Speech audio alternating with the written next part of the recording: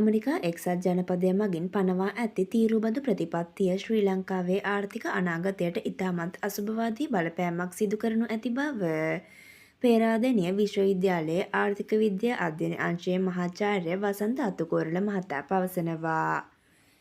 මෙරට අපනයන වලින් 25%කට වැඩි ප්‍රමාණයක් සිදු කරන්නේ ඇමරිකා එක්සත් ජනපදයට බවත් මෙරට ඇඟලුම් කර්මාන්තයේ බොහෝ දුරට රඳා පවතින්නේ ඇමරිකාවට සිදු කරන අපනයන මත බවයි. මාධ්‍ය වෙත අදහස් දක්වමින් ඔහු සඳහන් කළේ.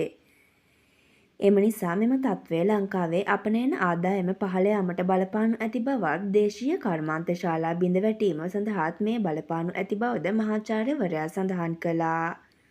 අපනයන සිදු කර ගැනීමට නොහැකි වුවහොත් කර්මාන්ත ශාලා වැසී යා හැකි බවත් මේ හේතුවෙන් සැලකිය යුතු ලෙස රැකියා අහිමිවීමේ අවදානමක්ද පවතින බවයි මහාචාර්ය වසන්ත අතුකෝරළ මහතා වැඩිදුරටත් ප්‍රකාශ කළේ.